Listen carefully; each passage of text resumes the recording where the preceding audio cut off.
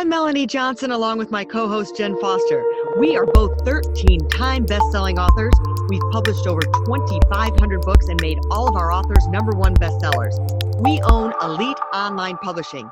If you want to become a best-selling author, look us up at eliteonlinepublishing.com.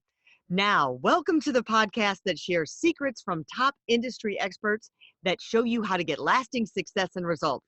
This is the Elite Expert Insider Podcast. Hi, everyone. It's Melanie Johnson. I hope you're having just a fantastic, wonderful, super day. And if not, then get going and having one, and we will help you with our podcast. Hi, Jen. How are you doing? I'm doing great. It's a wonderful day. I'm excited to hear all we have to teach you today. Oh, my gosh. So, a lot of people are entrepreneurs today and own a business. And then you have the whole baby boomers that are exiting out of the business, or maybe you're just wanting not to do the business you're in anymore. And the question always comes to, well, is my business worth anything? Like, could I sell it? What do I have to do to sell it and get out of the business? And so we have an expert here today, Ashley Micciche, and that's all she does. She has a program that teaches you how to position your business, how to get ready to sell, to get the maximum amount of your business. And you think like you could just like sell it tomorrow, but sometimes you have to take a step back. So we're going to learn all the steps, the processes, and what you should do to maximize the value of a business if you're a business owner. And if you're not a business owner, I think you should stay anyways, because you probably know someone who's a business owner and you can share this knowledge with them and look like you are super smart. So here we go. Ashley, thanks for coming. Thank you for having me. I'm excited to be here. Well, tell us, Ashley, a little bit about yourself and how you got into the retirement industry. Yeah, I actually started my first business when I was 8 years old. It was called Ashley's Pet Plant and Paper Service. And if you went on vacation, I would pick up your mail and feed your cat and water your plants and all that. And I charged $3 a day to do that. I thought I was going to be rich. That was a lot of money to an 8-year-old, 30 years ago. And but I did that for about 3 years, and I started to get some clientele built up and a reputation. And I thought, man, this business stuff is really easy. So I got the bug really early in life, really enjoyed doing it. It taught me a lot about being responsible. If I didn't feed the cat, bad things could happen. So I loved it, but I got busy with school and sports and other things, and I just kind of let it fall by the wayside. And then when I went to college, I decided I wanted to major in business. I was still interested in it, didn't really have an ambition to be a business owner myself, but I knew I liked business and I knew it would be practical. And then when I started down that path towards getting a business degree, I decided to go with business finance. And then through that, I realized how much I loved analyzing businesses, understanding them. We took multiple classes around business valuation, understanding what drives business value and what makes some businesses successful over decades and, even 100+ years, and what makes businesses fail. And then when I graduated from college, I decided that I was going to join my father in his financial advisory practice, not really knowing what that meant or what I would be doing, and sort of naturally fell into working with business owners. And my background is in 401k consulting. So I would start working with clients on these 401k plans, most of which were small business owners. So it might be them and maybe 10 or 20 or 50 employees. And I realized that all of my clients were typically in their 50s, late 50s to early 60s. I was solely working with them on their 401k plans, sometimes on their personal retirement planning as well. But then we would have these conversations about the business, and they would have just no plan at all. And oftentimes just kind of kicking the can down the road. And then I would have circumstances where they would just get burned out and then decide that, oh, I'm just going to, basically walk away and not do anything. But there was value in the business, and they had, a management team. They had the good bones of a business to be able to sell, but they didn't have the energy to do that. And then about 7 years ago, I had a client who was in his late 50s. He was the owner of the business. Again, I was just managing their 401k, and he died very suddenly of a heart attack. And I watched over the next couple of years as most of his long-term employees were laid off. His spouse had to come in and run the business. She hadn't previously been involved in the business, so she was plunged into like this kind of chaotic time of trying to save the business and keep it going, grieving her dead husband. I mean, it was just awful. And I realized through that there were things that he could have done to kind of shore the business up and make sure that it could last beyond him. And that's really the key of exit planning, is how do you remove yourself from the business, and how do you make sure that your business has value without you? Whether, you just want to step back and maintain ownership. A lot of business owners decide that that's what they want to do, or exit completely and just be done with it. So our job is really to create that roadmap that allows business owners to take those steps necessary to exit their business, whatever that looks like to them, because it is different for everybody. That's almost a great plan, even if you're planning to keep your business, to have your business run without you. Mhm. Jen and I keep saying we need to be more of not just the coach of the team, but the owner of the team up in the skybox, and watching the football players on the field, right? We have to stop being the players, not being the quarterback or being the coach, but being the owner up in the skybox and running things that way. One of the main things, it sounds like the first thing you have to do is to create a value in your business and make sure that the business doesn't depend on you. How do you create, like if you walk into a business, you had said, what do I need to grow the value of my business? So what are those first steps that someone should do, or you come in and do? Like if you were going to work with us, what would be the first things that you would do and tell us that we would need to do? Great question, Melanie. The very first thing that I would do walking in with every business owner would be, we need to figure out what your business is worth. And that's different for every industry. So every industry has different valuation metrics. Certain business owners will just do like rule of thumb valuation, like, oh, it's worth 1x revenue, or 3x EBITDA, or whatever that is for the industry. But we actually go through a process of getting certain data, like really high data points. So we'll get revenue, a picture of your income, what you pay yourselves, if you have bank loans. There's just about 8 pieces of basic information about the business. And with that, we can do a very accurate valuation and figuring out where we're starting from, because you have to know where you're starting from. Too many business owners embark on this path to try to exit their business, and their business is worth $500,000, but they need it to be worth $2 million. And so they do all this work and make all this progress, and then they realize that I can't get what I need to get from my business in order to exit. So now I have to go back to the drawing board and I have to grow the value. So we have to start with knowing what your business is worth, knowing what it is today. And with technology now, you can figure that out for free. I could plug in these numbers into the valuation software that we use. And it takes 10 minutes to figure out what elite online publishing is worth today. That's really awesome. And I think that you touched on a really awesome point, because if you don't know the value, how can you even start? How can you even start to sell your company? So, do you find though that people come to you with, like you said before, and when you were talking about how they didn't even have a plan, like they're just kicking the can down the road? Do you find that you have to walk people through that plan and get them thinking about exiting? Or, like you said, I think some companies, they just think, oh, it's probably not worth anything, so I'm just going to walk away. Like they just leave their company instead of actually trying to sell it. Does that happen a lot? Yeah, most people come to me. I do not have to convince people that they need to think about or start planning for their exit, because they're already there when they come to me. They just don't know what they need to do, or because you could do, hundreds of things to try to exit your business or make it more valuable, but you want to do the right things and not waste your time. And most business owners, they're busy running their business, and they don't have time to kind of step back and focus solely on exiting.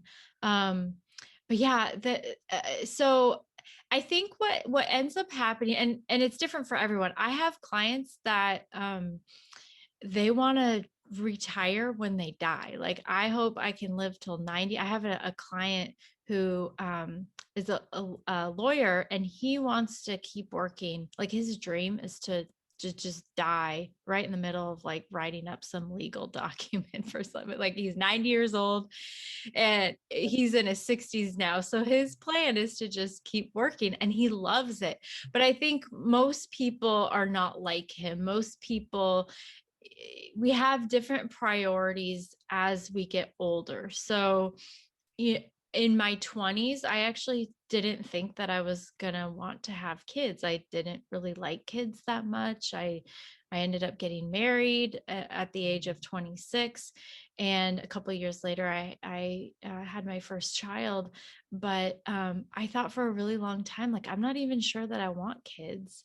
And now, fast forward 10 years, I have 3 kids, and I'm like, I think I want maybe another one. Don't tell my husband that, because he's gonna die. But like, so like, our priorities completely change. And if you would have asked me 10 years ago, when I have 3 kids, I would have laughed and said, absolutely no way, no how. And so, we kind of get older, our priorities change, in your 30s, 40s, and even in your 50s. I mean, you might be head down, running your business and just loving that. But then I find that a lot of my clients are like, you know what? I've been working for 30 years. I want to travel more. I want to have some more free time. Maybe their first grandkids start to come along and they don't want to miss out on that. And, men and women alike, I think our priorities just change. And so I think for most people, even if they really like what they're doing, they don't want to be working in the business 40, 50, 60, 70 hours a week anymore at that point. So we have to figure out what does that look like? And I think some people get scared by exit because they think, I don't want to leave my business altogether. I don't want to retire. And that's fine. You don't have to. And exit doesn't mean that you are fully removed from your business, but you need to replace yourself in the business to the extent that it makes sense to do that. So you're maybe only working 10, 20 hours and doing the things you want to be doing. But that requires time and effort and training and making sure you have the right people in the right place. So all of those things are important considerations.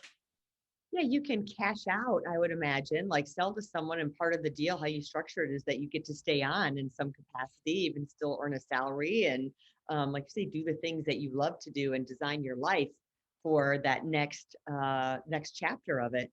So let's walk through, okay, we've got our business, we're thinking we want an exit plan, we're looking at say 5 years or 3 years. What are the things that we have to do to make our company more value? Is it a lower expenses, increase revenue, add more assets? I mean, what are those key things? Yeah, all of those things.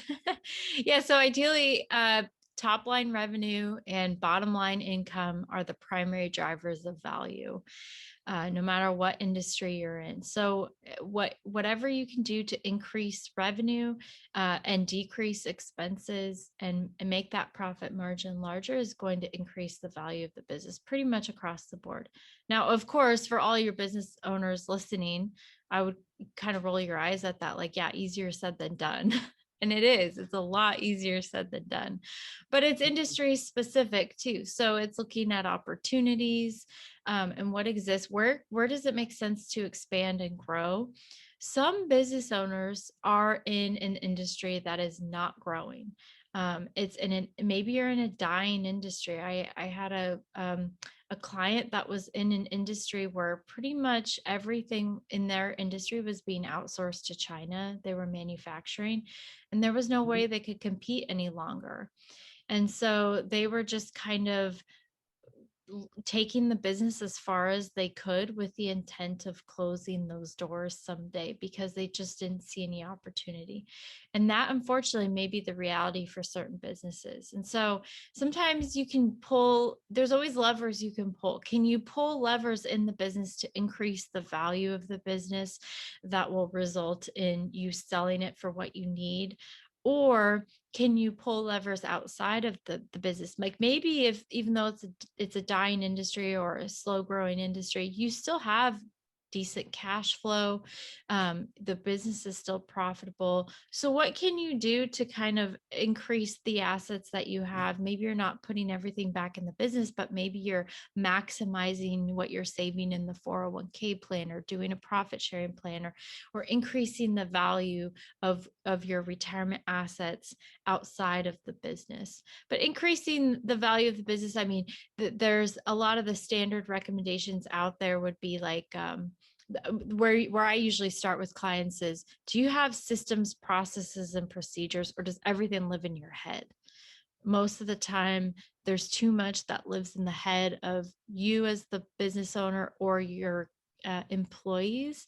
But if you have those systems, processes, and procedures down, it's a higher transferable value to somebody who's going to buy it. Some businesses I talk to, they have like 3 big clients or customers, and those make up like 90% of their revenue. That's not good either. So diversifying client base, diversifying revenue streams. I mean, it is industry specific, but there's lots of things. I work with dental practices, and so one of the things we look at there is, how can we incentivize more patients to pay with cash versus going through insurance, because that revenue stream is more attractive when they're looking to sell the business. So it's varied. And usually business owners have a good sense of what their options are to grow value. It's just a matter of, well, here I am, my business is worth X today. I really do need it to be worth Y. And how can I close that gap? Mm-hmm. Yeah. And I like the, oh, go ahead, Jen. You had a question. I think you I were was just next. gonna say, we haven't really touched on this yet, but everything you're saying is so good. I think we could talk about this forever. But one thing that it looks like you're an expert at too is minimizing taxes. And with the tax laws changing all the time and new administration coming in and out every 4 years, or 8 years or whatever it is, do you help people with that? And how do you maximize that in your business by minimizing your taxes and making, like you said, your profit margins go higher? Yeah, it's a big issue. And so I'm not a tax advisor. My husband is actually a CPA. So sometimes I'll like run stuff by him and get his free advice. I'll be like, what do you think about this? But yeah, it's so the Tax Cuts and Jobs Act was passed and signed into law in late 2017, I believe. And so that was like a huge overhaul of taxes, a lot of things impacting businesses. And a key component of that was, so the lifetime exclusion. If you want to transfer a business to somebody and you're married, you can transfer a business that's worth $10 million, $20 million and do that tax-free under the current tax law. But now we have this new administration and taxes are likely to be going higher. Biden campaigned on a lot of these things. They have some specific proposals that they've kind of laid out, and eliminating some of those capital gains taxes, which impact businesses, or even like not eliminating them, but like eliminating the current kind of benefits that you have, or increasing capital gains taxes, increasing estate taxes, lowering that lifetime exclusion that allows you to transfer millions of dollars tax-free. So I always I'm having some real conversations with a lot of my clients right now who have family businesses, because now is a great time to do that. I don't think taxes are going to go up in 2021. I could be wrong, but we're still coming out of this pandemic.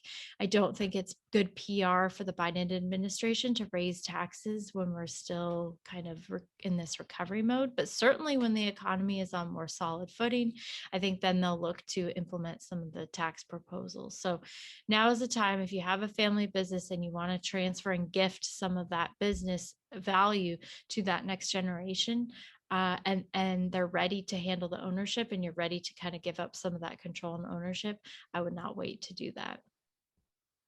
Yeah. And I love the advice you gave earlier. It's just great advice, is how do you create more assets in your business? Making sure you have processes and systems. Jen and I have been working on that and getting all of that automated. And so my advice is, which was given to us, everything you do, make sure you have a PDF, you have a video of, It's documented in some way. It's on a landing page. So every time we're doing something, someone asks a question like, oh, add that to the process, make a process about that. And then I want to ask Yeah. you, some businesses like ours, there's no barrier to entry. Anybody can go start a publishing company. And how do you value that versus something that maybe is more specific, right? Or more like I used to own TV stations. So TV stations, right? You could only have so many broadcast TV stations get licensed by the FCC. So the value was much higher perceived because limited amount of license, only so many people got approved. So versus like, like you say, one time or three times EBITDA, it was like 10 to 15 times the Hmm. values because there's only so many. So how do you make yourself special? Because there's so many digital, in our world, there's a lot of digital people making digital courses and all that stuff. How do you make yourself more valuable when there is no barrier to entry, like being a coach and things like that? Yeah, that's a great question. And that's a problem in my industry too. I think there's like 300,000 financial advisors across the Yeah. country. And what I've done sort of naturally, not without realizing it, is just niching down and specializing. Like, I don't serve everybody. If you have a pulse, I'm not necessarily the right person for you. But if you're a business owner who's getting close to retirement and you have a pulse, then I can help you. And so that's a very different thing. So niching helps a lot, understanding, what your strengths are, your weaknesses. Part of what goes into evaluation are things like what you talked about, where the barriers to entry, or maybe you have some intellectual property, sort more of a specialized service. I think certainly with the right buyer, that can be very attractive and command a premium in terms of value. Now, if your niche is so small that there's like three potential buyers in the world for your business, then that can be a problem on the other end. So, kind of finding that middle ground. But yeah, the more specialized you are, the more you can differentiate yourself from your competition, the more you can identify yourself and become known as someone who has this particular niche. All of those things help evaluation too, but they're harder to kind of nail down and pinpoint. But typically they will command a premium. That's awesome. Well, this has been awesome. We could be talking about this for a lot longer. There's so much great information. But Ashley, tell people where they can go to find more information about you and If your you go company. to, yeah, so if you go to truenorthra.com/value my business, we have a free valuation tool, and I have provided checklists. So you can gather 8 high level data points about your business. And then we provide access to a free tool. It's a valuation software that there's like 50 million businesses in this database. You plug in what industry you're in, and then those 8 pieces of data like revenue, pre-tax income, et cetera. And it will tell you very accurately what your business is worth today. So it's completely free. There's no strings attached. You can go and grab that valuation tool and the link to be able to do that on your own. We're definitely going to do that. What fun that is just to do it, just to see what it is. Every business should do that just to get an idea. I love it. Yeah, it's a great piece of software. I wish I could take claim like creating it, but it's amazing. Well, you were talking about having things that differentiate you in the marketplace, and that's what we do by having businesses and business owners write a book to show their expertise, and then that becomes an asset because it's a marketing tool that lasts for a lifetime. It's on Amazon, it's distributed everywhere, and then if you buy the business, then you get the book with it that shows that the business has this book or from the business owner. So if you're interested in writing a book and making your business have an asset, we make all of our authors a #1 bestseller, and we teach you how to use your book and leverage it and market it in your marketplace for your business. So we hope you got a lot out of this podcast. We did, and we'll see you next time. Thanks. Bye, Ashley.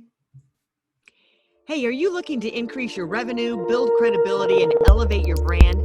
This podcast is brought to you by Elite Online Publishing, an innovative publishing and full spectrum marketing company. They will publish and market your book to make it a #1 bestseller. Becoming an author is the best way to market your business. So contact them at eliteonlinepublishing.com today. All of their authors become #1 bestsellers.